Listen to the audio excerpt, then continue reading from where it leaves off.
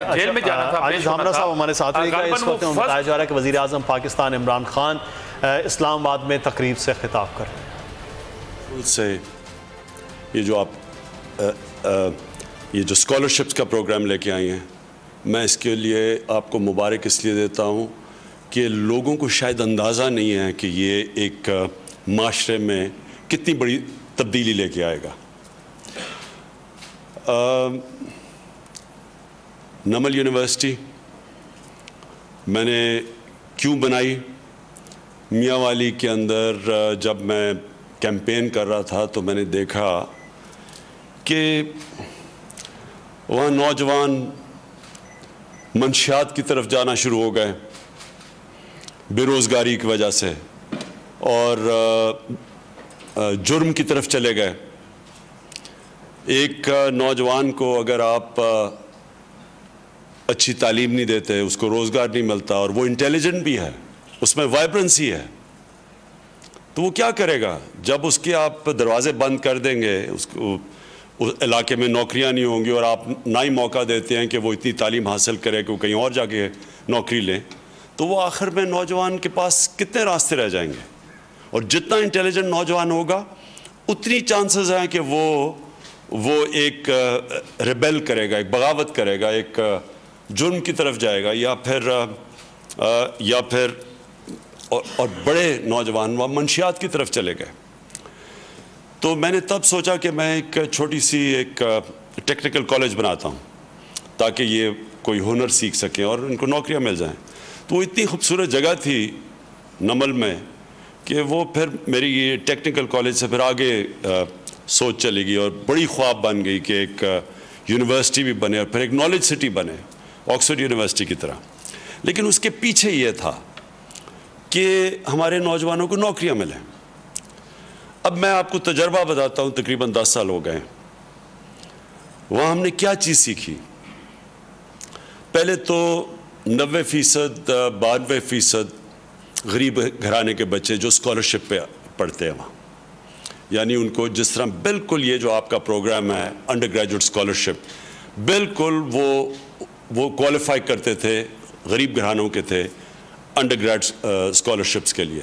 تو ہم نے ان کو اسکالرشپ ان کو اسپانسر کروایا. وہاں ڈگریز ہم نے وہاں رکھی، technical degrees, computer sciences, informatics, electrical engineering, ساری وہ ڈگریز جس سے ان کو نوکریاں مل سکیں. تو آپ کو حیران ہوں گے آپ یہ سن کے کہ پہلی چیز کیا رزلٹ آیا وہاں. پہلا رزلٹ یہ آیا کہ 90% جو وہاں سے اسٹوڈنٹس گریجویٹ کرتے تھے ان کو ایک دم نوکریاں مل گئیں، نکلتے ساتھ ہی ان کو نوکریاں مل گئیں، اور نوکریاں اچھی ملیں. اور اچھی نوکریوں کی وجہ سے انہوں نے پھر سارے اپنے گھروں کو، اپنے لیونگ سٹینڈرڈ، سب جو ہم سوچتے ہیں نا کہ غربت کیسے کم ہوگی، یہ سب سے بہترین طریقہ غربت کم کرنے کا ہے کہ آپ غریب گھرانے کے بچوں کو موقع دیں کہ وہ بھی معاشرے میں اوپر آ سکیں. جو بدقسمتی سے ہمارا یہ جو کلونیل ایجوکیشن سسٹم تھا، جو کبھی ہم نے صحیح معنی میں ایوالو ہی نہیں کروایا، جو ہم نے سنتھسائز ہی نہیں کیا، جو بھی شفقت محمود بات کر رہے ہیں، 3 پیرلل سسٹمز چلا دیے، انگلش میڈیم، اردو میڈیم، اور پھر اس کے بعد یہ پیرلل سسٹم مدرسوں کا چلنا شروع ہو گیا، دینی مدرسوں کا، جو کوئی کسی نے کوشش نہیں کی کہ یہ کتنی بڑی معاشرے میں ناانصافی تھی یہ 3 سسٹمز کی. کسی نے اس کے اوپر بات نہیں کی. جو میں نے ایک دیکھا تھا لاسٹ ٹائم، جو مجھے پتہ چلا تھا جو فگرز، کہ 8 لاکھ بچے تقریباً انگلش میڈیم میں ہیں، کوئی 3 کروڑ سے اوپر بچے اردو میڈیم میں ہیں، اور 25 لاکھ بچے دینی مدرسوں میں. کوئی معاشرہ اپنے بچوں سے اس طرح کا ظلم نہیں کرتا کہ آپ موقع ہی نہیں دیتے اپنے اکثریت بچوں کو اوپر آنے کا. آپ یورپ میں چلے جائیں، جرمنی، فرانس کا میں نے جو ایجوکیشن سسٹم دیکھا ہے، وہاں ٹیسٹ ہوتا ہے 9، 10 یا 11 سال کی عمر میں. جو بھی پاس کرتا ہے وہ گورنمنٹ اسکولوں میں جاتا ہے اور مفت تعلیم ملتی ہے اس کو، اور بہترین تعلیم گورنمنٹ اسکولوں میں ہے. جو گورنمنٹ اسکولوں میں ٹیسٹ نہیں پاس کر سکتا وہ جاتا ہے پرائیویٹ اسکولوں میں اور پیسے دیتا ہے. گورنمنٹ اسکولوں میں مفت تعلیم مطلب یہ ہے کہ وہ سارا جو ملک کا ٹیلنٹ ہے وہ اوپر لے آتے ہیں ہر سال. تو اب جو دوسری فائنڈنگ تھی, ہم نے کیا دیکھا کہ کیونکہ جو نمل یونیورسٹی تھی, کیونکہ میں بریڈفورڈ یونیورسٹی کا چانسلر تھا, میں نے ان کے ساتھ اس کو افیلیٹ کر دیا. تو نمل یونیورسٹی کے بچے بریڈفورڈ یونیورسٹی کی ڈگریز لیتے تھے. اب یہ دیکھیں کہ پہلے ہم ان کو, کیونکہ زیادہ تر اردو میڈیم کے تھے 70-80%, پہلے ان کو انگلش کا فاؤنڈیشن کورس کرواتے تھے, پھر وہ کورس کرتے تھے. اب یہ سوچ, اور زیادہ تر اردو میڈیم 80% اردو میڈیم کے تھے. اب یہ سوچیں کہ بریڈفورڈ یونیورسٹی میں جو فرسٹ ڈویژ ملتی ہیں, فرسٹ ڈویژنز, وہ 10 یا 12% ملتی ہیں.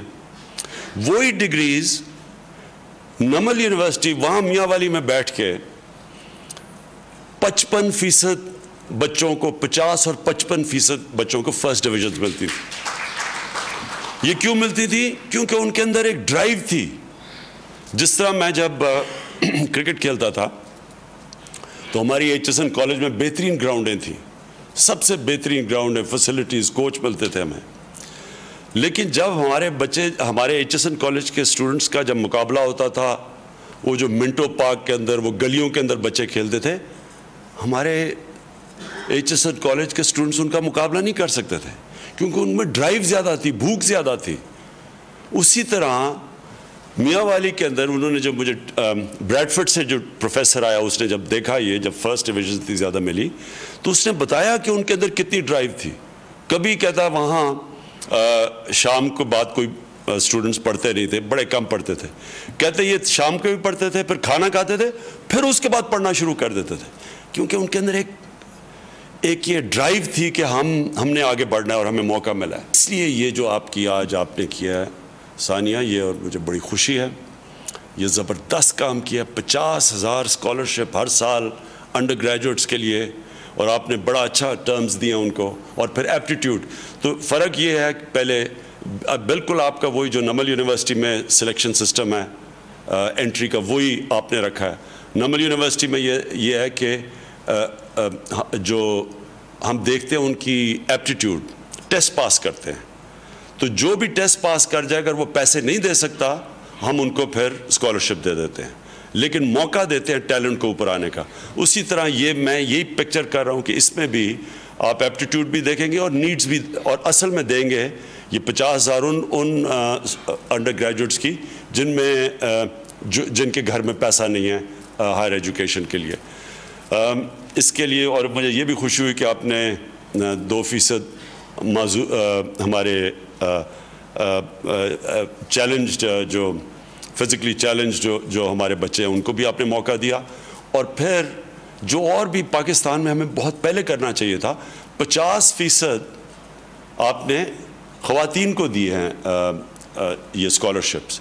یہ بھی بڑا ضروری ہے, کیونکہ ہم میں کئی دفعہ ایک میٹنگ میں ہمیں ثانیہ کوئی کہہ رہا تھا کہ جی یہ لڑکیاں تو تعلیم ڈگری لے کے تو وہ گھر بیٹھ جاتی ہیں, تو لڑکوں کو پر زیادہ دو.